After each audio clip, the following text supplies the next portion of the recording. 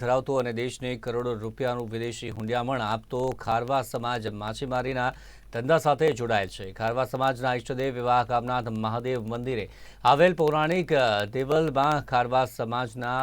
પટેલની ચૂંટણી યોજાઈ હતી અને તે પહેલા પટેલની ચૂંટણીનું નામાંકન અંગે એક જાહેરનામું બહાર પડાયું હતું, જેમાં કોઈએ પણ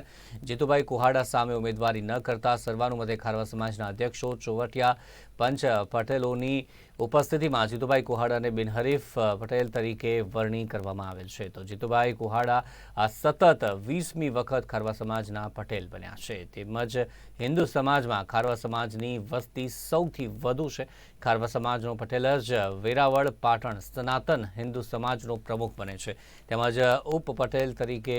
પૂર્વ બોટ એસોસિએશનના પ્રમુખ ગોપાલ ફોફંડી અને બાબુભાઈ આગિયાની વરણી કરવામાં આવે છે।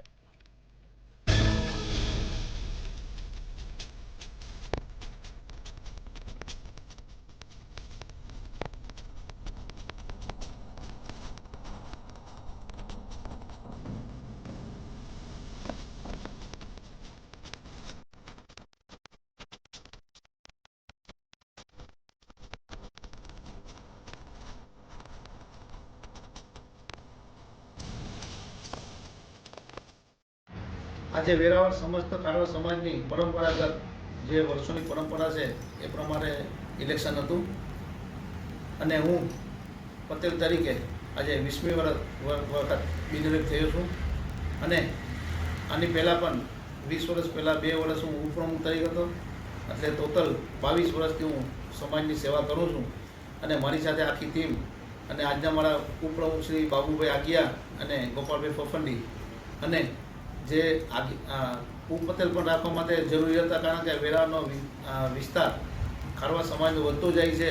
અને આજે અંદાજે વેરાવળમાં 80,000 ઉપરની વસ્તી ખારવા સમાજની હોય અને એમાં પણ 35,000 ઉપરનું મતદાન હોય અમારું અને અલગ અલગ વિસ્તારમાં ખારવા સમાજના લોકો રહેતા હોય, એટલે આગેવાનોની ઉપપ્રમુખની જરૂર પડતી હોય, એટલે આજે અમે બોડી પર વધારી છે જે છેલ્લા 2 ટર્મથી અને વર્ષોની પરંપરાગત અમારે ઇલેક્શન થાય છે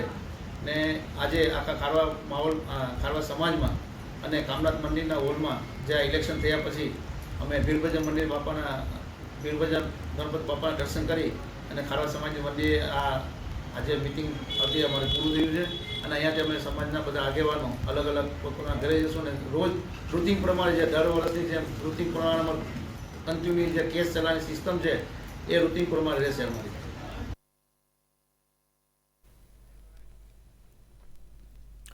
ગુજરાત સરકારે વર્ષ 2000